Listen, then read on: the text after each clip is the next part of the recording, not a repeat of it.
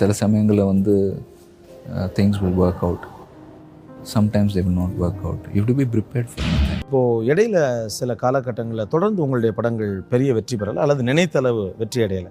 But இந்த மாதிரியான failures எல்லாம் எப்படி ஓவர் கம் பண்ணுறீங்க அஜித்? எப்படி ஹேண்டில் பண்ணுறீங்க? ஒவ்வொரு படத்தோட வெற்றியும் சரி தோல்வியும் சரி எங்களை நிறைய பாதிக்கும். It affects us psychologically, emotionally, in all ways. நினைத்த மாதிரி ஒரு படம் வெற்றி அடையாத காலகட்டத்தில் அல்லது நீங்கள் சொன்ன மாதிரி ஒரு பேட் ஃபேஸ் இருக்கக்கூடிய ஒரு காலகட்டத்தில் உங்களுடைய ஷேரிங் ஷோல்டர் யார்கிட்ட பகிர்ந்துப்பீங்க? Parents, brothers, second soul, wife. ஆமாம், டெஃபினெட்லி. அதுவும் எனக்கு என்ன அட்வான்டேஜ்னா, she's from the same industry. And மேரேஜ்க்கு அப்புறம், என்னோடய கல்யாணத்துக்கு அப்புறம் நான் பட்ட கஷ்டங்கள் எல்லாமே வந்து அவங்க நேராக பார்த்தவங்க. She knows what it is. Okay.